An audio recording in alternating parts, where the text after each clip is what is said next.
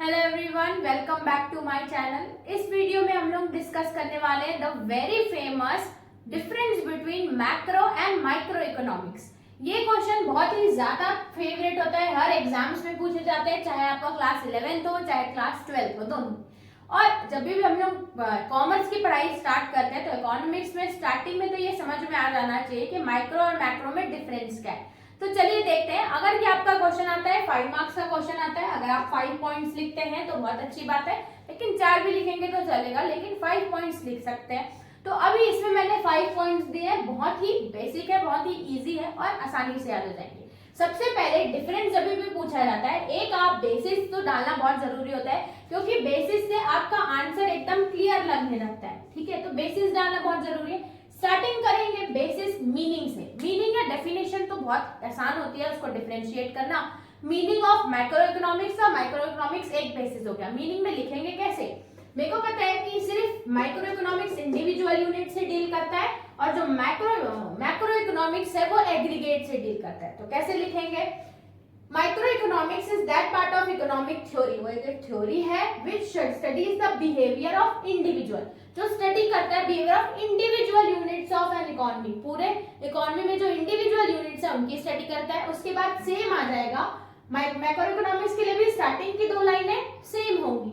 Macro economics is that part of economic theory which से start करेंगे, विच studies the, या आप कंप्लीट लिखेंगे, मैंने आधा आधा लिखा है जस्ट फॉर एक्सप्लेनेशन के लिए, लेकिन आप आंसर में पूरा लिखेंगे। Which studies the behaviour of, इसमें क्या था? Studies the behaviour of individual था, लेकिन इसमें क्या आएगा? Aggregates of economy as a whole. Meaning से एक बेसिस क्लियर हो गया। नेक्स्ट आता है सेंट्रल थीम। सेंट्रल थीम इसकी क्या है, क्या डिटरमाइन करना रहता है? तो central theme is to determine price of all the commodities. इसमें जो हम लोग देखते हैं ना कि क्यों स्टडी करते हैं, इसका थीम क्या है, तो ये देखने के लिए कि सारी कमोडिटीज का प्राइस क्या है, या फैक्टर्स ऑफ प्रोडक्शन, यानी कि रेंट कितनी दे रहे हैं, सैलरी कितनी दे रहे हैं और इंटरेस्ट कितना दे रहे हैं, तो ये सब अगर डिटरमाइन करना होता है तो हम लोग माइक्रो इकोनॉमिक्स से करते हैं।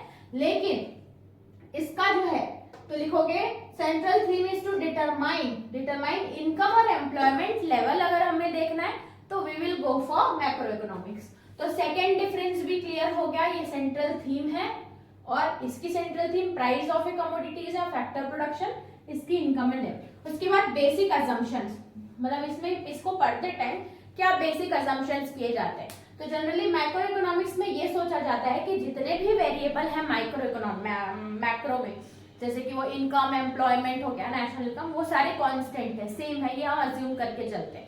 ठीक है, तो इसके में इसका लिखना all micro variables is to be constant, basic assumption. इसमें ऑल माइक्रो, इसमें बाकी जो माइक्रो वेरिएबल्स हैं वो कांस्टेंट होंगे और इसमें मैक्रो कांस्टेंट होगा। फिर आता है डिग्री ऑफ एग्रीगेशन। एग्रीगेशन मतलब हम कितने ज्यादा क्वांटिटी एक साथ लेके कैलकुलेट करते हैं। तो हमें पता है माइक्रो में बहुत कम डिग्री रहती है, तो लिमिटेड डिग्री ऑफ एग्रीगेशन किसमें रहती है? माइक्रो में, और मैक्रो में हाईएस्ट डिग्री ऑफ एग्रीगेशन। ठीक है, लास्ट आप एग्जांपल दे सकते हैं। एग्जांपल में इसमें इंडिविजुअल इनकम देखा जाता है, इंडिविजुअल का आउटपुट देखा जाता है, उसके बाद प्राइस और डिमांड ऑफ सिर्फ एक सिंगल कमोडिटी का प्राइस एंड डिमांड देखा जाता है। लेकिन इसका उल्टा, इसमें नेशनल इनकम देखा जाता है, नेशनल आउटपुट देखा जाता है, इसके साथ साथ aggregate demand of A commodity देखा जाता है। इसमें क्या था? इसमें demand of A commodity simple देखा जाएगा, उसमें एग्रीगेट देखा जाता है। ठीक है, तो ये था हमारा difference between micro and macro economics. I hope आपको क्लियर होगा। इसी से ही हमारा ये चैप्टर इंट्रोडक्शन कंप्लीट होता है। आई होप आपको समझ में आया होगा। मिलते हैं नेक्स्ट वीडियो में नेक्स्ट टॉपिक के साथ, तब तक के लिए थैंक्स फॉर